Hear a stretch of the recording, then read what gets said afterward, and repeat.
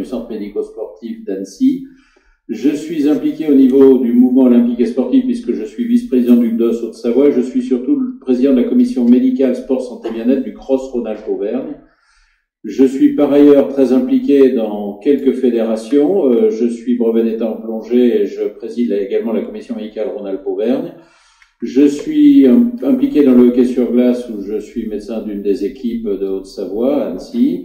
Également le sport adapté, où je suis très impliqué avec les enfants en situation de handicap physique, mais surtout cognitif et psychiatrique. Et enfin, croyez-le ou non, mais j'ai une licence de patinage artistique, mais en tant que médecin, rassurez-vous.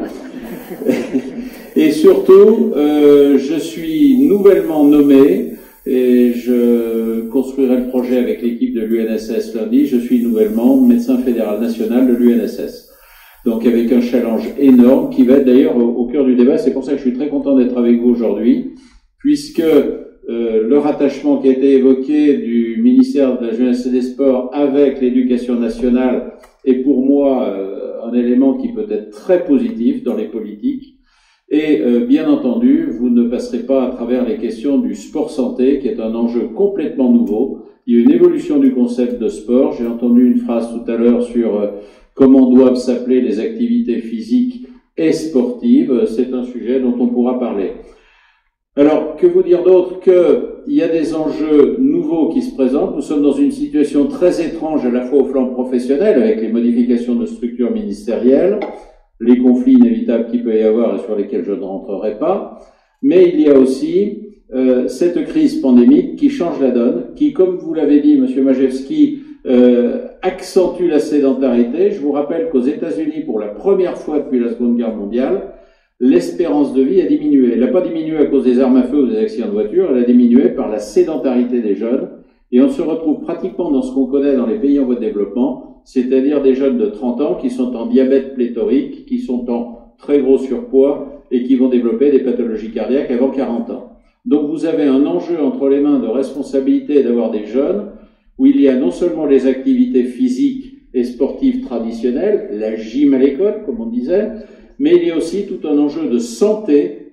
Et la première demande que j'ai faite à l'UNSS, c'est que la commission médicale que je suis en train de mettre en place ne s'appelle pas commission médicale, mais commission santé bien-être.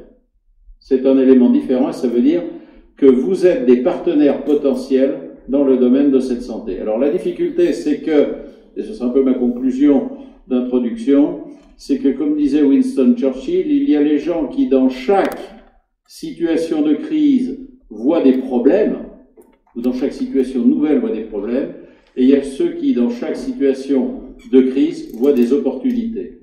Je pense que la pandémie est un drame pour beaucoup de professionnels, beaucoup de personnes qui se retrouvent dans des conditions de vie difficiles, y compris les étudiants et les scolaires, indépendamment des travailleurs, mais que c'est une opportunité gigantesque pour faire bouger les lignes sur des conceptions qui ont été évoquées, comme la lutte contre la sédentarité, qui fait partie maintenant des enjeux de base fondamentaux du travail d'un professeur de PS. Je pense qu'on va aborder ces questions-là et je ne m'étendrai pas plus dessus pour laisser la part aux questions et à la discussion. Merci, docteur. Alors, effectivement, la notion de sédentarité est bien présente dans notre profession. Vous avez un parterre de collègues PS ici, et nous, cette sédentarité sur les aptitudes physiques, des incidences sur les capacités physiologiques, des incidences sur les capacités motrices. Et donc, et ces chiffres, en fait, ne viennent pas que de l'EPS, ce n'est pas que des constats, c'est aussi, je dirais, avéré et conforté par l'OMS. Ils en ont même parlé, je pense, à l'ONU, si je me rappelle bien dernièrement. Donc, nous, on se pose devant cet état de fait aussi des questions, je dirais, de la notion de santé sanitaire, même à terme, parce que effectivement, on a un rôle moteur dans le cadre de l'évolution, dans le cadre de notre travail, mais se pose aussi la question de santé que vous avez soulevée. Et est-ce qu'il n'y aurait pas aussi, je dirais, sur ces sujets-là, des capacités, je dirais, de vie qui risquent à diminuer? Donc, vous avez parlé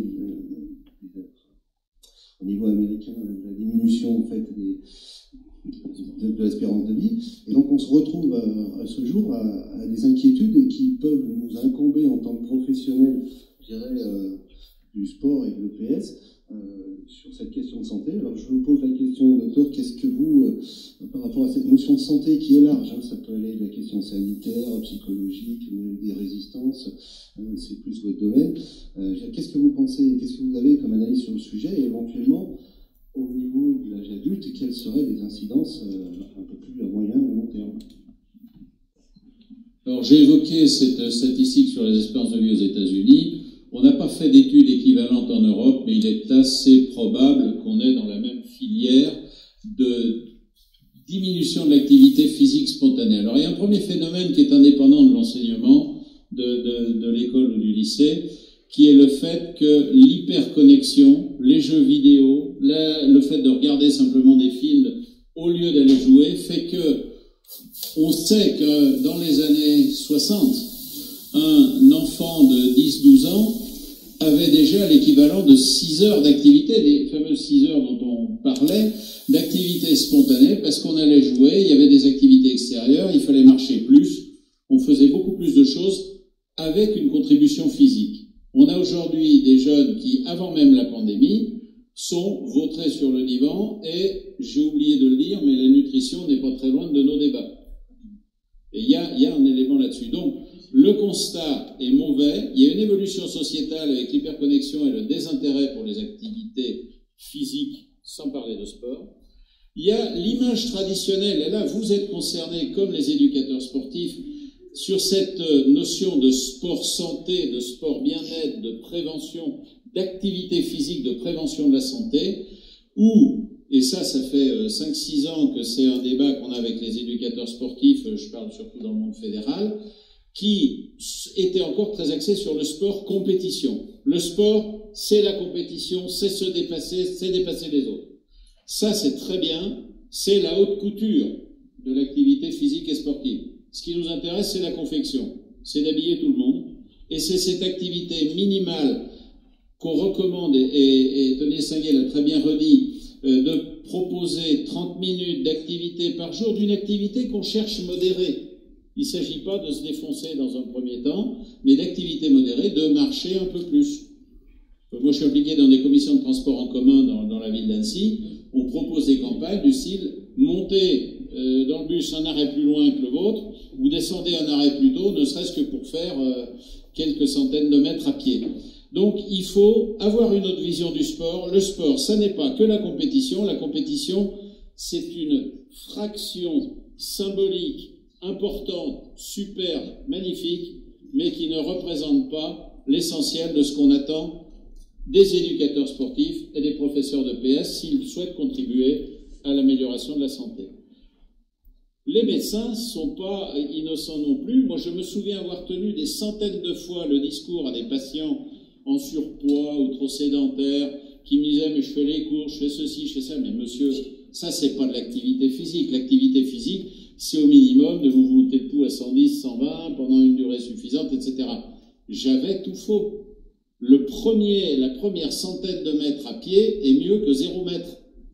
La deuxième centaine est mieux qu'une seule centaine. Et il ne faut plus avoir en tête l'image de se dépasser d'emblée. Parce que vous allez devoir, et je travaille beaucoup dans les établissements scolaires sur des actions de prévention, vous allez devoir impliquer des élèves qui sont sportifs, qui souhaitent le sport, qui ont la culture et souvent la pratique, mais ceux qui nous intéressent, c'est ceux qui ne disent rien, ceux qui ne sont pas sportifs, et proposer des challenges, des activités, des évaluations, il y a des tas d'idées qui peuvent être développées, dans lesquelles on va avoir des élèves sportifs et d'autres qui ne le sont pas, et qui trouveront une forme d'orientation là-dedans. Quant au reste, je suis plutôt optimiste si on se donne les moyens, parce que ce n'est pas un problème comme la pollution, comme d'autres systèmes d'infrastructure où on a du mal à agir parce que ça a un coût, c'est compliqué. Mais si je prends l'exemple de la vallée de l'Arve du côté de Salanches-Passy, c'est quand même un endroit où les profs de PS sont obligés d'interrompre les activités certains jours à cause du taux de particules fines, et on a des interdictions de pratiques sportives. Il n'y a pas énormément d'endroits en France où ça arrive, mais on en a un en Haute-Savoie. Voilà ce que je pouvais donner en premier élément de réponse. effectivement, ça pose aussi la question sous-jacente des programmes derrière, parce que qu'est-ce qu'on veut faire aux élèves? Alors, on a l'aspect effectivement santé qui est là. Nous, on est aussi beaucoup axé dans la profession, c'est un peu viscéral, c'est la notion de motricité, mais il ne faut pas donc négliger les deux, nous avons bien compris. Par rapport au développement de ces capacités physiques et physiologiques, dans les activités comme le demi-fond, on voit bien des déficiences qui sont là. On a aussi pas mal d'élèves qui sont notamment en surcharge, au pondéral, et en plus du fait qu'ils ne pratiquent pas. Alors sur l'aspect éventuellement développement des capacités physio et la nutrition qui va avec la notion de surcharge pondérale, est-ce que vous pouvez nous en dire un peu plus? Oui, avant je rebondirai sur ce que vous avez évoqué à propos de la motricité. Je vais pousser le constat inquiétant encore un petit peu plus loin. Vous savez que depuis quelques années, on fait tout un travail auprès des seniors, des personnes âgées, avec des équipes d'éducateurs sportifs, d'APA, pour travailler la motricité, l'équilibre, la prévention des chutes. Et on est en train de se préparer une génération de jeunes qui, quand on les mettra à courir en milieu naturel, vont se tordre les pieds dans tous les sens, vont se casser la figure, parce qu'ils sont pratiquement parfois dans une situation comparable à celle d'un senior inactif, et ils ont même perdu leur repère proprioceptif. Il y a le côté musculaire, mais aussi le côté proprioception, et il est important d'inclure des activités qui vont leur redonner cet élément de prévention des chutes et des accidents sportifs. Dire à des jeunes d'aller courir, c'est très bien, mais s'ils reviennent avec 4 entorses du genou et 3 de cheville, on n'a pas gagné la journée. Donc ça, c'est le premier point. Sur le point de la nutrition, je pense qu'on est dans un domaine qui nous permet d'envisager des formes de multidisciplinarité entre enseignants. On fait des actions régulièrement dans les établissements scolaires qui ont des sections sportives, et moi j'essaye, quand je mets ces actions en place, toujours d'impliquer, certes, des profs de PS, mais aussi sciences de la vie, infirmières d'établissement, et qu'on discute un petit peu sur les autres aspects. Je pense que l'EPS doit s'ouvrir sur la nutrition, ça fait pour moi partie du champ de compétences des profs de PS, c'est vraiment un cœur de cible, et il faut pour ça s'appuyer sur des ressources extérieures. Je prends un exemple, moi j'aime bien quand on est invité dans un établissement, je l'ai fait un certain nombre de fois, collège ou lycée, de discuter avec les cuisines et de faire, dans la journée d'intervention qu'on fait, un repas qu'on a travaillé avec des diététiciens. Alors des fois on se fait un peu rabrouer par les élèves qui trouvent que le quinoa, bof, moyen, mais on a eu des surprises, et moi je me souviens d'un buffet qu'on avait fait, on avait piégé les gamins, c'était des skieurs de Taninges, on les avait piégés, ils ne savaient pas qu'il y aurait le repas sur place. Donc ils n'avaient pas pu emmener des mars et des chips, et on leur a dit, on va faire un buffet diététique. Et il y a un jeune qui est venu vers moi qui a dit, mais c'est pas un buffet diététique, c'est bon. Là, il y a des choses intéressantes. Donc je pense que oui, si j'ai devant une assistance qui est là dans le cadre d'une réunion dans laquelle j'interviens comme médecin, mais aussi qui est une réunion syndicale, j'allais dire, je pense qu'il est capital que les profs de PS s'ouvrent un petit peu à d'autres intervenants potentiels dans les champs de compétences pour renforcer leur discours. Avoir un diététicien qui va vous permettre de vous référer à un moment donné dans des discussions avec les jeunes en disant, voilà, on vous a expliqué un truc, on peut reposer la question, etc., c'est très important.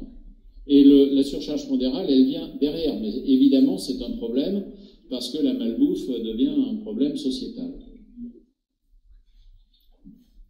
Merci pour ces interventions. Juste une petite question qui relève plus d'ordre social maintenant sur nos élèves par rapport à la pratique physique. Qu'est-ce que vous pouvez constater d'un point de vue médical? Est-ce qu'il y a pour vous une corrélation entre les catégories sociales, le sexe et éventuellement la pratique physique? Est-ce que pour vous, les gens plus aisés, les enfants qui sont de familles plus aisées pratiquent plus ou moins, les filles plus ou moins? Qu'est-ce que vous avez une analyse sur ce sujet? Je pense qu'il y a des tas de facteurs sociaux qui interviennent dans la pratique. Le côté niveau de vie n'est pas forcément très percutant parce qu'il y a beaucoup de sports très actifs d'extérieur qui sont des sports vraiment populaires. Et je prends l'exemple du foot, par exemple, mais beaucoup de sports sont faciles à faire, ne demandent pas des moyens financiers importants et sont dans la culture des couches populaires de notre société depuis toujours. Il y a les raisons géographiques. Quand on est en montagne, qu'on peut faire du VTT, qu'on peut faire du ski avec les établissements scolaires ou des clubs, c'est également une possibilité. Il est certain que si on a un niveau social plus élevé, qu'on a plus de finances, on peut s'offrir des activités. Est-ce que ce sont les activités les plus bénéfiques pour la santé? Je n'en suis pas persuadé. Il y a un côté, pour être tout à fait clair, un peu poudre aux yeux. Mais je pense que ce n'est pas un frein, parce que tout le mouvement sportif aussi propose maintenant dans les clubs, et avec l'aide des collectivités, des éléments de prise en charge. Je vais prendre un exemple. Le conseil départemental a compétence pour gérer les collèges, et il y a 2 collèges qui vont être créés, qui sont créés en Haute-Savoie. Eh bien, j'ai obtenu du président du conseil départemental qu'on intègre une partie sport santé dans les budgets de fonctionnement de ces collèges pour permettre à des jeunes de découvrir des activités et ensuite d'avoir un espèce de chèque découvert pour une activité, par exemple le prix d'une licence d'une année. Donc on a des moyens pour le faire. Il y aura toujours des problèmes comme les moyens de transport, mais on est aux confins du côté financier. Les familles recomposées ou les familles où il y a plusieurs enfants qui pratiquent du sport, quand le père ou la mère doit le soir faire la tournée de dépose dans les différents clubs, puis retourner les prendre à 8 heures le soir et qu'il y a encore les devoirs et tout, c'est pas toujours très simple. Donc je crois qu'il y a les problèmes à analyser, il faut du diagnostic et il faut proposer des actions, mais c'est un domaine où je suis moins inquiet parce qu'il suffit d'avoir des moyens et des volontés, alors que pour motiver un jeune à faire du sport, ça peut être un peu plus long. Rapport garçon-fille, alors moi je suis très attentif au GDOS et au cross, à la mixité, et on n'est absolument pas absent du débat sur la pratique sportive par rapport à la religion. Et j'ai une conseillère qu'on va faire entrer au GDOS cette année qui est très compétente pour parler de la pratique sportive chez les femmes musulmanes, de façon à trouver un juste milieu, et elle me fait des réflexions qui m'interpellent des fois aussi, mais je pense qu'entre garçons et filles, les différences se nivellent petit à petit. On ne peut pas dire que les garçons sont plus ceci ou les filles plus cela. Moi, je vois dans les 1500 sportifs qu'on passe chaque année au centre éco-sportif à Annecy, des filles qui sont un peu poussées par la famille ou qui sont très volontaires, et des garçons, c'est pareil. On a, les jeunes maintenant choisissent leur activité ou leur non-activité sans que le facteur garçon-fille ne soit aussi présent qu'il pouvait l'être il y a 60 ans. Mon infirmière a retrouvé un document où on expliquait ce qu'une fille devait faire à l'école. L'éducation physique était plutôt déconseillée, mais par contre les travaux de couture, de repassage étaient très promus. Bon, la société a changé bien sûr, mais je trouve que ça se nivelle un peu du côté garçon-fille. D'ailleurs, je peux même acquiescer dans votre sens, quand on regarde le taux de licenciés qu'on a sur les activités UNSS, les filles, effectivement, commencent à rattraper un peu les garçons en termes de pourcentage. Est-ce qu'on aborde les questions, les interventions Manu, tu as le micro. Allez, s'il y avait des questions qui ont été soulevées ou pas. Alors, le médecin recommande que vous teniez le micro et que les gens ne le prennent pas en main. Non, mais nous, on a décidé qu'on partait.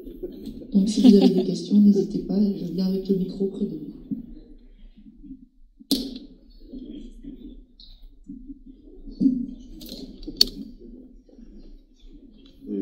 Oui, donc du coup, moi, c'était par rapport au premier élément que vous nous avez donné, par rapport au sport compétition et aux besoins minimales.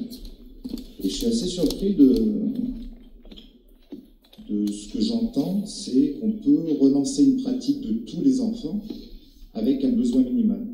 Et moi, dans mes cours, il me semblait quand même que une pratique sur le long terme, elle était déclenchée parce que l'enfant se faisait plaisir. Et la descente du bus ou les 30 minutes par jour, je m'interroge un peu sur le sens que vont trouver les enfants là-dedans. On s'est mal compris, je ne parlais pas spécialement des enfants pour le bus, je parlais d'un groupe mobilité de l'agglomération d'Annecy, où on était plus sur les adultes à la limite. Mais c'est vrai que moi j'ai été élevé dans un village où l'école était à 1,5 km, on n'a jamais envisagé d'autres moyens de transport que d'y aller à pied, quel que soit le temps. Mais l'histoire du bus, c'était plutôt pour les adultes, c'était pour les gens dans leur trajet quotidien. Je me suis peut-être mal expliqué là-dessus. Dans ce cas, c'est plus pour les 30 minutes par jour, c'est qu'il y en a J'ai du mal à percevoir le sens et le plaisir de pratique que vont avoir des enfants sur ce genre d'ateliers là qui sont pour moi un petit peu de la communication, et finalement on va les forcer à faire ça, et c'est bouger quoi. Faites quelque chose, bougez, et je trouve qu'en tant que prof de PS, ce qu'on essaie de transmettre, c'est plus fort que ça. Il y a d'autres éléments derrière, il y a une culture, il y a un plaisir de pratiquer, il y a pas mal de choses, et j'ai un peu peur que quand on met en avant cette forme utilitaire, peut-être que j'ai mal compris encore une fois, hein, du coup, c'est vrai qu'on va un peu vite peut-être ce matin, mais j'ai l'impression que du coup, on perd un peu le sens de notre métier, ce qui fait la dynamique de nos élèves qui après vont pouvoir pratiquer en dehors et vont pouvoir s'investir davantage sur la durée. Deux choses. Premièrement, la recherche du plaisir dans l'activité va être le fondement de la démarche. Faire une activité où on force un peu en disant faut aller marcher jusque-là, c'est pas la solution. Mais je discute beaucoup avec les parents en ce moment, on travaille un petit peu sur les motivations pour faire un peu d'activité. C'est dans le petit quotidien, mais ça doit être sur un côté plaisir. Je vais mettre les pieds totalement dans le plat, aller faire les courses dans une grande zone commerciale où on va marcher beaucoup, c'est mieux que de commander sur Internet. Je pense qu'il y a des choses à trouver. Il y a un très gros travail qui est fait par toutes les fédérations maintenant pour faire des découvertes d'activités ludiques, des choses où on ne pousse pas à la performance, à la finalité du sport.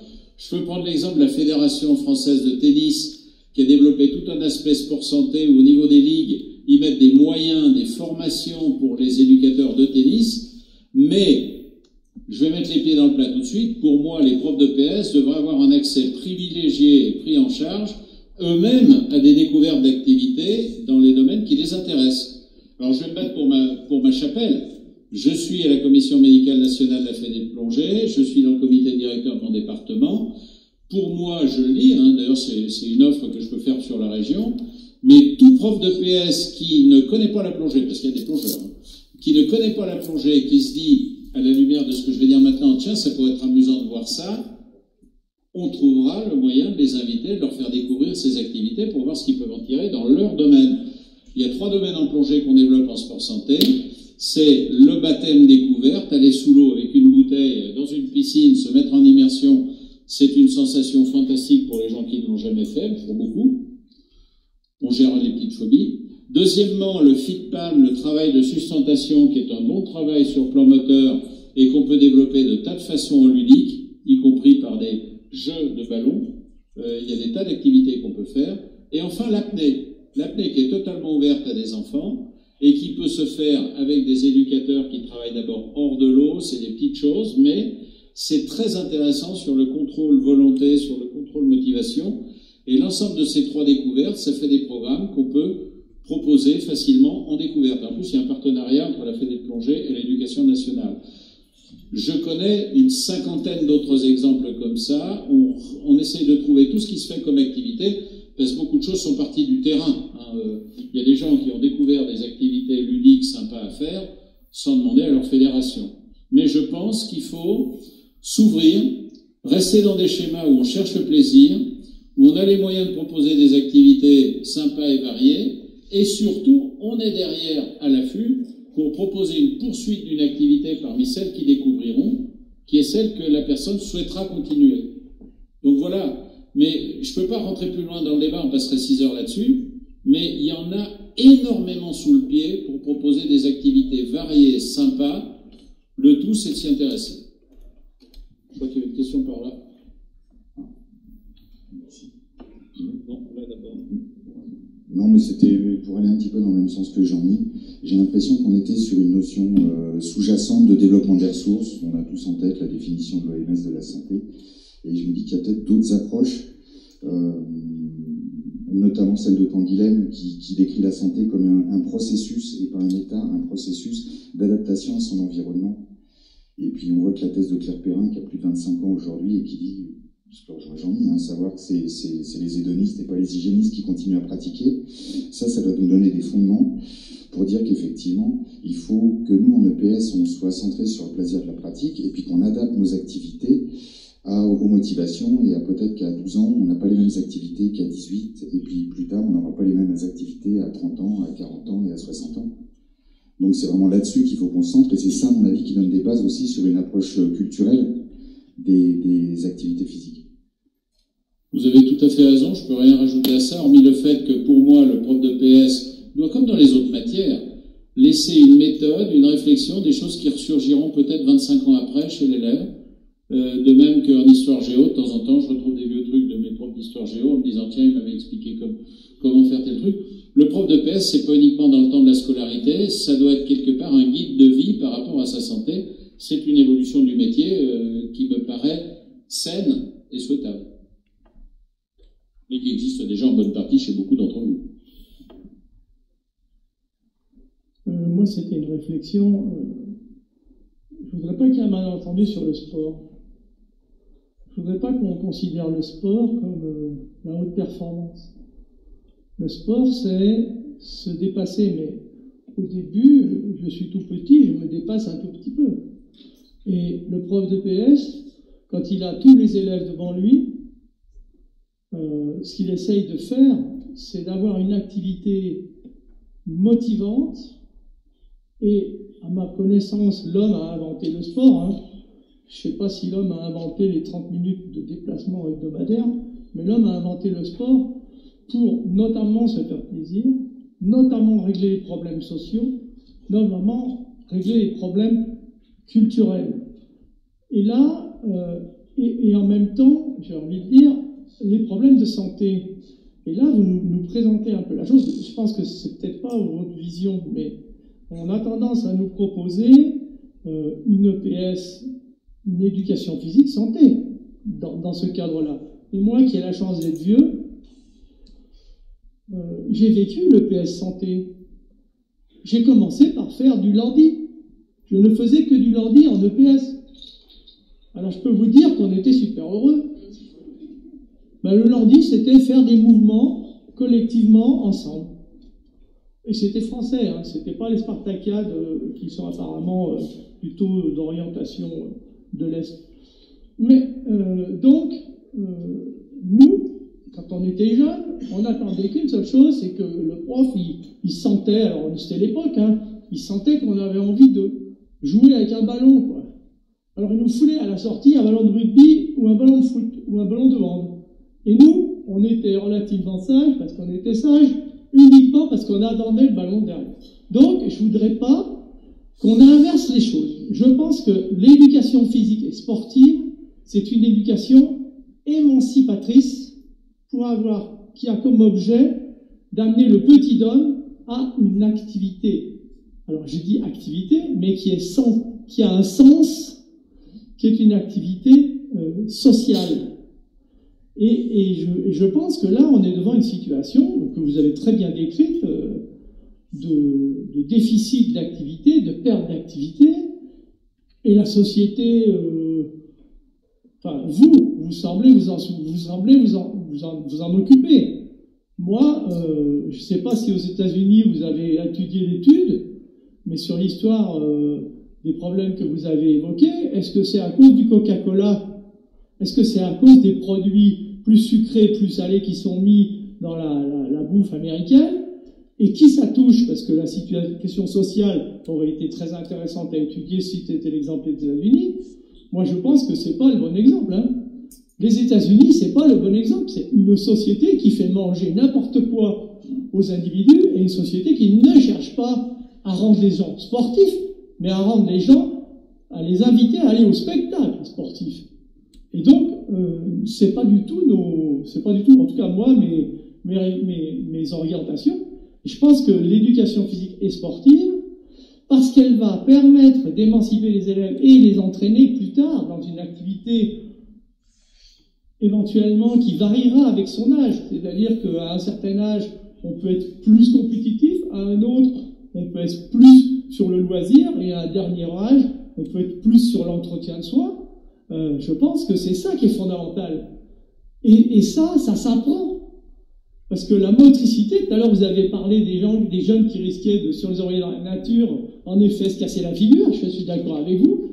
Mais nous, apprendre un contre-pied, c'est pas en marchant, hein, parce que moi j'en ai fait des heures de marche avec mes élèves, parce qu'on avait des installations loin, et puis j'en ai fait des heures de marche en tant qu'élève. Ça m'a jamais appris grand-chose, hein, si ce n'est qu'on déconnait quand on se déplaçait.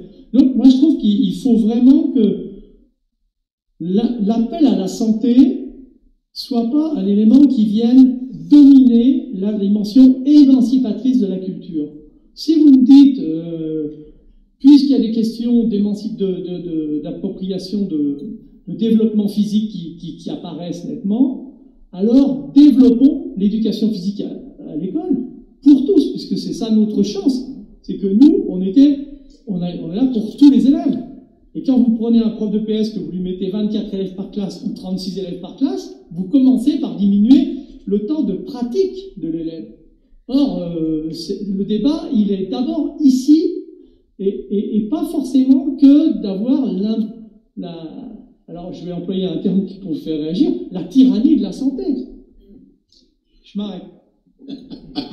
Je suis assez d'accord. Je suis assez d'accord. Alors, je pense que tout est affaire de compréhension quand on discute, qu'on a un débat ou des questions-réponses, de bien s'entendre sur les termes. J'ai été président de club d'athlètes pendant 10 ans.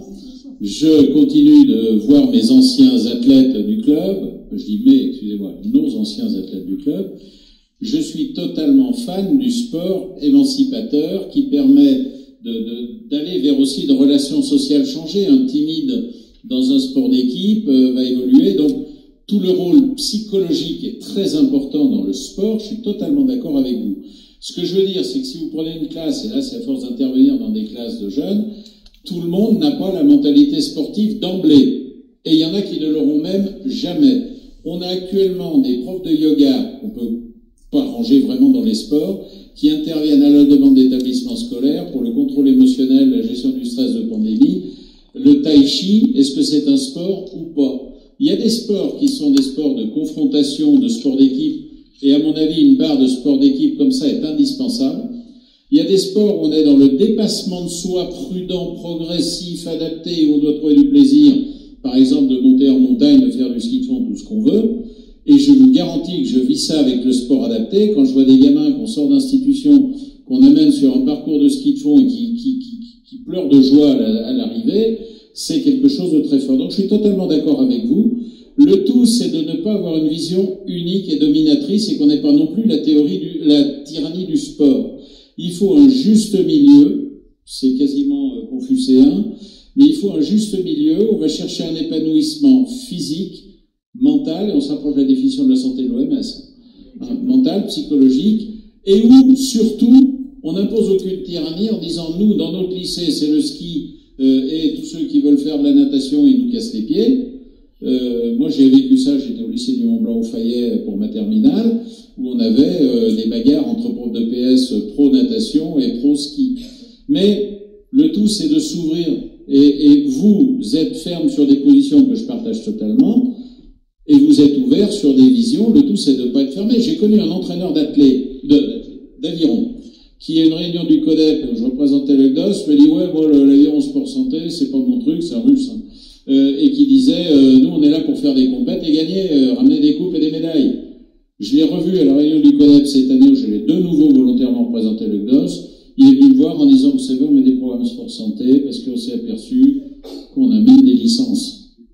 C'est un argument qui aide un peu. Mais je suis tout à fait d'accord avec vous sur la vision qui doit être le plus étendue possible du rôle des profs de PS, où je précise bien aussi qu'il ne faut pas hésiter à s'entourer des compétences et de la curiosité. Moi, je fais tous les ans, Lionel Claret connaît ça, on fait tous les ans une réunion prof de PS référent du GDOS, c'est-à-dire les conseillers, ex-conseillers techniques départementaux, où on a des échanges extrêmement enrichissants sur des méthodes d'échauffement, sur la bobologie, sur des tas de trucs. La relaxation aussi. Voilà, j'espère avoir répondu. Alors, il y a une autre question. Manu, juste 2 secondes. Donc, on va prendre les 2 dernières questions. Je suis d'accord. Les 2 dernières questions dans l'Assemblée, et après, on terminera avec une question de Pascal pour terminer cette séquence. Bien, j'ai de la chance, je vous demande par avance de m'excuser de rabaisser au niveau culturel toute cette histoire-là, mais j'ai beaucoup de chance d'avoir en face de moi un médecin, et et en tant que prof de PS depuis quand même pas mal d'années, on a, il me semble, un jour progressé sensiblement dans les relations avec le corps médical par une dispense médicale adaptée, avec plein de petites zones particulières où le médecin pouvait cocher, peut faire, peut pas faire, etc. Ça fait 20 ans que j'ai jamais vu un médecin me remplir cette feuille-là. Donc, est-ce qu'il n'y a pas un travail, à mon avis, important à développer avec le corps médical pour qu'on puisse progresser ensemble, pour arrêter de voir qu'un gamin qui s'est tordu le petit doigt ne peut plus courir? C'est l'Académie de Grenoble qui avait développé ce projet, qui a été pas mal utilisé, mais je sais que les médecins, c'était compliqué. Alors, tout d'abord, compte tenu de l'actualité, je ne peux pas ne pas évoquer la notion de certificat d'aptitude ou de non-contre-indication et les certificats spécialisés. On a parlé de bonne partie du trajet en Andatie ce matin. Il y a beaucoup de pays où il n'y a pas de certificat d'aptitude au sport ou d'absence de contre-indication du tout. Tout le droit anglo-saxon, nordique et anglo-saxon, on est dans des domaines de contrat, c'est-à-dire que vous remplissez un questionnaire et si vous avez rempli le questionnaire, peu importe que vous ayez dit la vérité ou pas, l'organisateur de l'activité ne sera plus responsable. Ou vous allez bien, il n'y a pas de problème, ou vous avez menti et il n'y a pas de problème non plus devant le tribunal. En France, on a une vision plus latine, qu'on a également en Italie, en Espagne et même en Allemagne, qui est de dire, vous n'êtes pas capable de décider si vous êtes apte, donc un médecin doit vous dire et il doit vous couvrir avec un certif. On a supprimé le certificat médical systématique pour tout ce qui était activité scolaire, y compris associations sportives, mais on a aussi assoupli fortement pour les disciplines fédérales, avec un certificat tous les 3 ans, à l'exception des 6 disciplines à risque. Donc moi, j'étais totalement fan du système de dispense sélective, je suis totalement d'accord avec vous. Le problème est qu'on a en France, et on a le même débat pour les autorisations de circulation dérogatoires pour se balader, c'est ceux qui veulent qu'on fasse le truc le plus près possible de la réalité, la souplesse, le détail, et qu'on précise des choses particulières. Moi, j'ai un policier municipal l'autre jour qui m'a dit, bon, d'accord, vous avez votre carte de professionnel qui vous permet de vous balader partout, mais si vous allez acheter le pain, le journal, là, je vous verbalise parce que vous n'avez pas d'autorisation.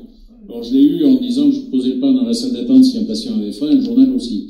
Mais on a des tenants de la dispense globale ou pas de dispense parce qu'ils trouvaient que c'était trop compliqué. On a besoin, et je suis totalement d'accord avec vous, si on peut, ça va être une de mes propositions à l'UNSS lundi, qu'on retravaille cette question-là, peut-être en simplifiant parce que le questionnaire, il était quand même un petit peu complexe pour certains médecins. Je l'avais testé sur mes médecins du centre médico-sportif, c'était pas ça. Mais totalement d'accord avec vous, dispense sélective, il ne faut pas retirer des pratiques d'activité, et je dirais même s'il ne fait que regarder, c'est déjà un élément positif. Je suis totalement d'accord avec vous. Moi, je voudrais juste intervenir sur quelque chose qui me vient à l'esprit comme ça, qui me préoccupe énormément et qui nous préoccupe dans l'équipe. Concernant la santé, je ne peux pas le dissocier de survie. On a l'impression, depuis quelques années, que tout ce qui a trait à la natation, à l'accès à l'éducation à la natation, a diminué. Ça devient très très compliqué, les groupes sont nombreux. On a eu la crise sanitaire l'année dernière, on a eu plein de gamins de 6e qui ont passé à la trappe. On a plein de gamins de cette année qui ne vont pas avoir natation. Notre piscine, elle était fermée au niveau de Salanches. Moi, je suis très, très préoccupée par ça, d'autant que savoir nager, ça donne accès à plein d'autres activités aquatiques. C'est quand même pour moi quelque chose, j'aimerais bien que sur la santé, l'ouverture, on n'oublie pas ça, parce qu'on est en train on va payer les pots cassés derrière, et qu'en Haute-Savoie, il y a des rivières, il y a des lacs partout, il y a des enfants qui meurent toutes les années de noyade. Pour moi, c'est intolérable. Et la santé des enfants, c'est aussi leur survie en milieu aquatique. Totalement. Et l'eau est un milieu porteur, ce qui permet d'évoquer les problèmes de surcharge pondérale, etc. C'est un excellent milieu de découverte de l'activité. Je suis totalement fan. Le problème numéro 1, il est extrêmement simple, c'est le nombre totalement insuffisant de piscines. Voilà. On a des problèmes, on est en train de se batailler en ce moment pour utiliser les créneaux horaires, où ça se tire dans les pattes entre le sport santé, les scolaires, les hauts niveaux, les professionnels, etc. On manque de piscines. C'est un constat évident. Il y a des tas de choses qu'on peut faire sur différents milieux. On peut manger sans eau. Je voulais intervenir rapidement avant de donner la parole à Jean-Paul sur je suis secrétaire départemental de la Haute-Savoie, et vous n'êtes pas sans savoir aussi qu'il y a eu donc un souci pour un collègue, enfin un enfant qui est décédé sur Bon-Chablais. La question de la dispense est récurrente dans tous les journaux. Se pose la question effectivement de cette dispense, et par rapport à vos discussions sur les analyses qu'on a et toute la presse qui a pas arrêté de me contacter à longueur de journée, il y a plusieurs aspects. Il y a l'aspect, je dirais, administratif, il y a l'aspect médical. Bon, ça c'est la justice de décider à qui incombe la responsabilité de la dispense. Mais ce qui est très étonnant quand on regarde un peu tous les établissements, c'est qu'il n'y a aucune unité à l'interne des établissements des gestions de dispense. Ça, il y a, que ce soit au lycée ou au collège d'ailleurs. Dans un deuxième temps, on peut comprendre aussi qu'en lycée, on met les dispenses, comme tu as soulevé, avec les différents items, parce qu'on a une obligation de notes, d'épreuves de rattrapage en fonction du handicap, et avec en bas signature du chef d'établissement, du médecin, du prof de PS. En collège, il n'y a pas cette obligation. Donc, toute cette gestion de dispense pose effectivement un gros problème, et c'est le problème qu'il va falloir soulever, je pense, dans le cadre de l'enquête au niveau de Bon-Chablais, parce que il semblerait que la dispense ne soit pas arrivée aux collègues. Donc maintenant, la chaîne de responsabilité arrive, sachant que l'élève était dispensé l'année dernière, c'est pas forcément le même prof qui a eu l'élève, donc il n'était pas forcément au courant. Enfin, il y a tout des tas de questions qui sont posées. Là, je pense que les enquêteurs prendront la mesure derrière, c'est eux qui ont en charge de l'enquête, mais la problématique reste. Jean-Paul voulait intervenir sur le sujet. Oui, j'interviens, plusieurs collègues, un certain nombre de collègues le savent. J'interviens dans le collectif national sur les questions d'action juridique qui se préoccupe pour la profession des problèmes liés aux accidents, mais aussi aux violences de toutes sortes, que ce soit les violences sur l'élève ou sur le prof, et en particulier aussi les violences dites sexuelles, avec mise en cause pour attouchement, qui sont aujourd'hui un élément très sensible dans la profession. Sur l'ensemble, nous sommes actuellement, avec mes deux copains, Jean Fayemandi et Maxime Deboc, en charge en permanence, mais actuellement, d'une 20 à 25 dossiers dans l'actualité. Et l'actualité, dans l'académie, depuis le 1er décembre, c'est effectivement cet accident qui est malheureux et dramatique, qui a eu lieu à Bon-Chablais, où le collègue faisait pratiquer une séance d'épreuves multiples qui était organisée dans le cadre de l'établissement. D'habitude, c'était une journée. Comme on n'a pas pu le faire, chaque classe faisait les épreuves multiples et des épreuves de lancer de précision avec une épreuve d'endurance. Et à un moment donné, le collègue a vu un gamin avoir un malaise, s'effondrer. Il s'est précipité, il a fait tous les gestes de premier secours qu'il connaissait très bien. Un DAE, un défibrillateur automatique externe, a été amené par le chef d'établissement. L'infirmière était là. Les premiers secours les secours sont intervenus très vite. Le gamin a été amené à Genève, mais il est décédé. Et le parquet qui s'est autosaisi de cette affaire, il n'y a pas besoin qu'il y ait de plainte, il y a un accident grave, donc le parquet qui s'est autosaisi a constaté qu'il y avait un certificat médical. Alors, soyons bien clairs. Je vais essayer de ne pas utiliser le mot dispense. Vous non plus. Vous ne devez pas l'utiliser. Je n'entends que ça. Il ne peut pas y avoir de dispense d'éducation physique. Pourquoi? Parce que l'éducation physique est un enseignement obligatoire. Donc, on n'est pas dispensé d'un enseignement obligatoire. Par contre, il peut y avoir des inaptitudes ponctuelles, partielles, voire totales. Et c'est donc dans ce cadre-là qu'il faut bien discuter, parce que, effectivement, ces inaptitudes peuvent donner lieu à des certificats médicaux de contre-indication.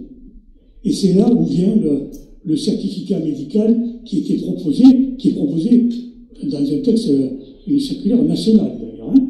Donc ce certificat médical est manifestement peu utilisé par les médecins, et très souvent le certificat médical qui arrive aux collègues est insuffisant et ne permet pas aux collègues d'ajuster leur enseignement. Dans le cas présent, le certificat médical que le collègue affirme ne jamais avoir eu indiquait une impossibilité ou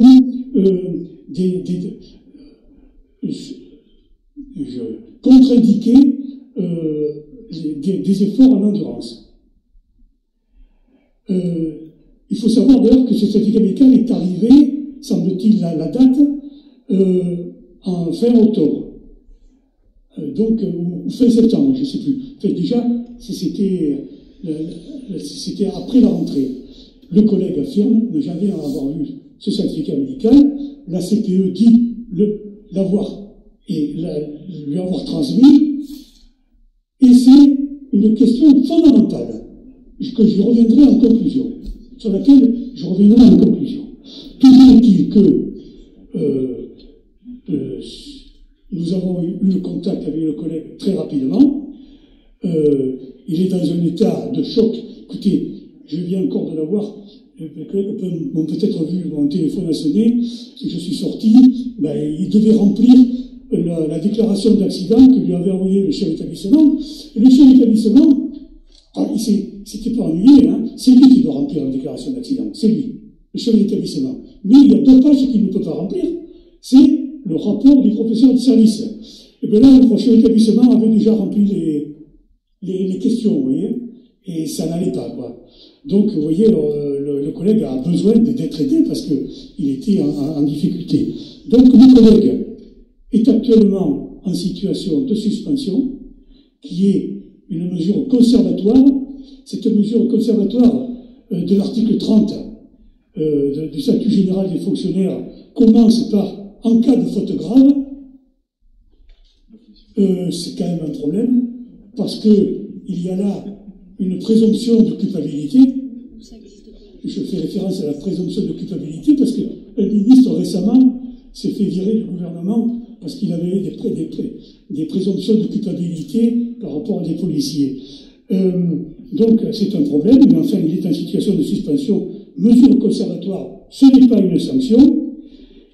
Je termine, il a demandé, d'abord il est sous, j'ai plus le terme, non, mais il est sous, il est interdit d'enseigner par le parquet. Il a demandé la protection fonctionnelle avec notre aide, et il a aussi fait une déclaration d'accident de service. Alors, ce que je veux dire maintenant sur les accidents, sur les certificats médicaux. Le certificat médical n'a aucune raison d'arriver ou au chef d'établissement, ou au CPE, ou à l'infirmière. Le certificat médical est fait pour aider le collègue à prendre une décision concernant son propre enseignement. Hein? C'est à lui, il doit lui servir, et il ne sert pas toujours bien, pour adapter son enseignement par rapport à l'élève. Donc, cette conception descendante, verticale, qu'on vous impose dans les établissements depuis un certain nombre d'années, c'est inadmissible. C'est cohérent avec la conception ministérielle de management. Hein? C'est ça, c'est cohérent avec ça. Il ne faut plus accepter. Vous devez intervenir dès demain chez votre établissement, dans votre établissement, auprès du chef d'établissement, de l'infirmière, du CPE, pour dire, si c'est comme ça que ça se passe chez vous, le certificat médical doit être remis par l'élève immédiatement. Ça, c'est fondamental. Et vous ne devez pas transiger là-dessus. Merci. Et si y a un problème, il faut effectivement à informer le syndicat, parce que nous allons demander à ce que les choses soient très précisées auprès des établissements. Bien, je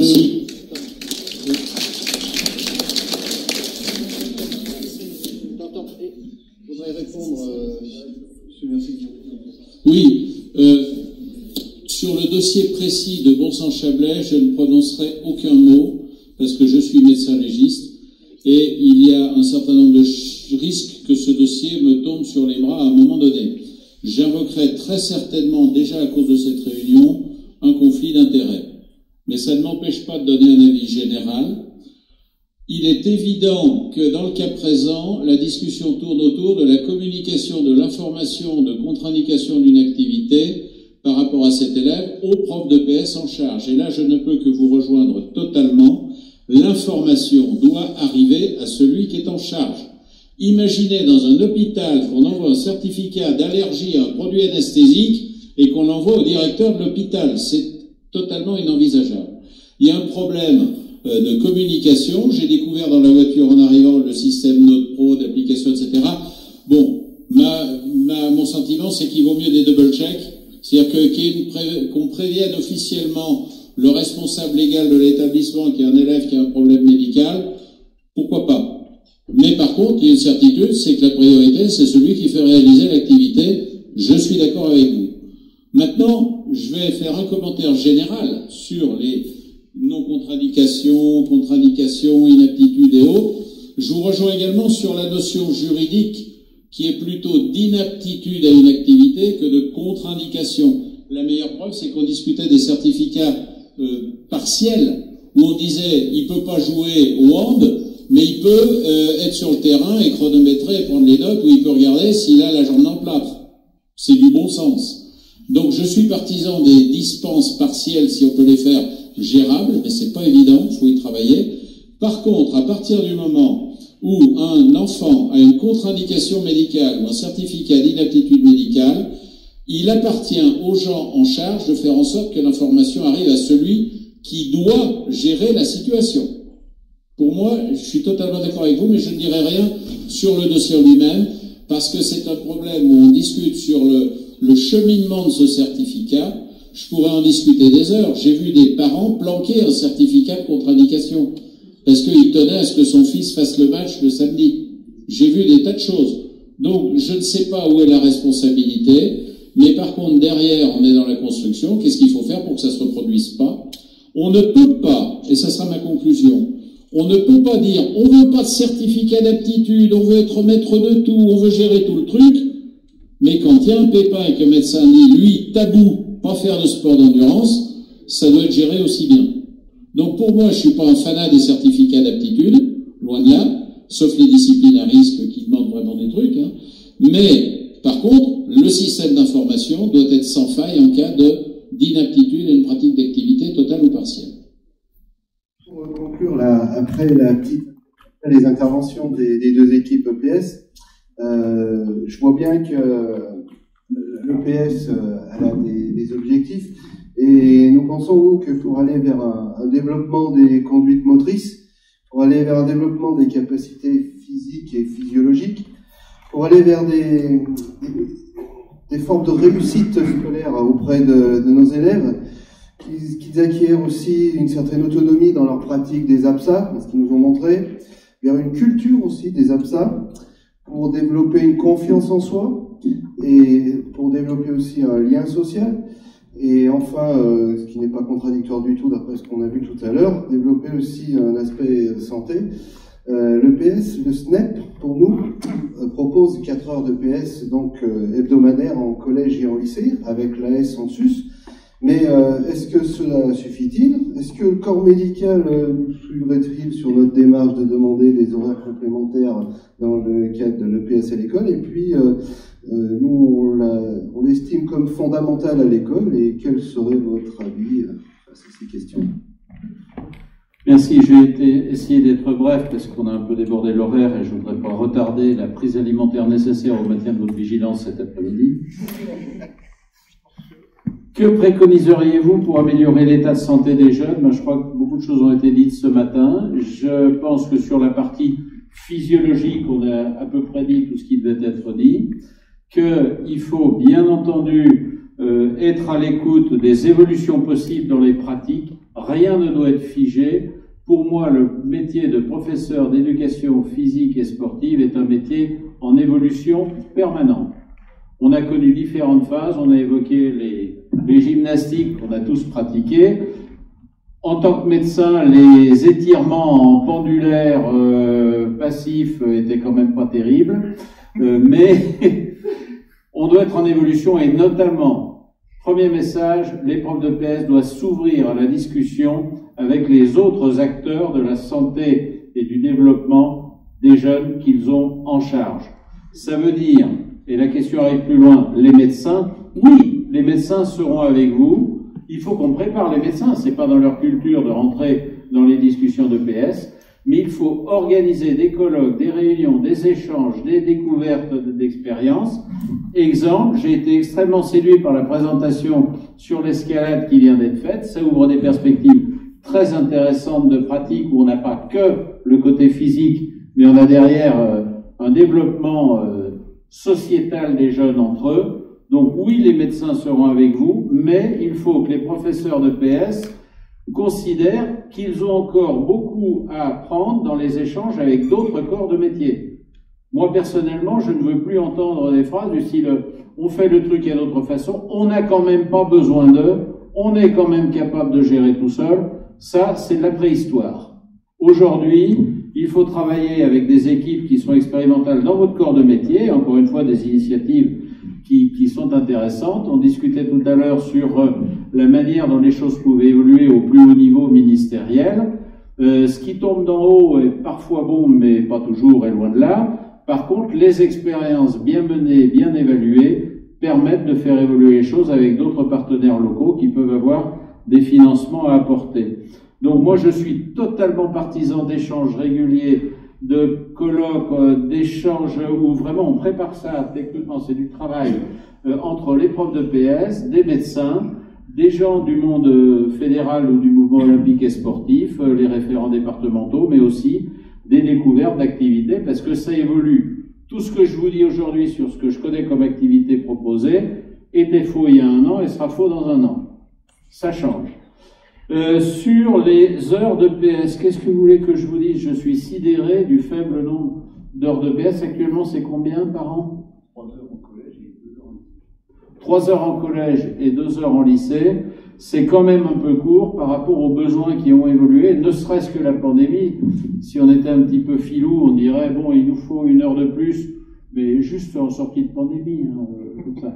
Une fois qu'elle y est, il ne faudra pas la lâcher. Bien entendu, et 4 heures de PS pour tous les élèves de collège et 3 heures pour les élèves de lycée, c'est insuffisant. C'est insuffisant. Sous quelle forme cette activité doit-elle se faire? Est-ce qu'elle est dans le cadre des équipements sportifs scolaires ou est-ce qu'on doit en profiter pour faire des trucs un peu en extérieur? Encore une fois, je me tourne vers l'expérience que vous avez présentée. C'est pas peine de détruire la table pour autant. Mais je pense qu'il y a tellement à faire. Au-delà du médical, ça touche aussi le relationnel, la mixité. J'ai bien entendu tout ce que vous avez dit. Et d'ailleurs, la présentation m'intéressera. Le PS devrait-elle être fondamentale à l'école? Est-ce que j'ai besoin de répondre à la question? Non, je pense que j'ai pas besoin. Voilà moi ce que je voulais dire. J'ai été ravi d'être là aujourd'hui et d'échanger, mais pour moi, ça n'est pas terminé, ça doit être un début. Et encore une fois, le mouvement olympique et sportif, du moins sur Rhône-Alpes-Auvergne, est totalement ouvert au travers de la commission que j'ai l'honneur de présider pour des échanges là-dessus et pour même monter avec vous des projets de colloques, de réunions. On n'est pas là à proposer des trucs, on est à l'écoute. Et j'essaie d'avoir quelques bonnes connexions. L'UNSS est un bon moyen.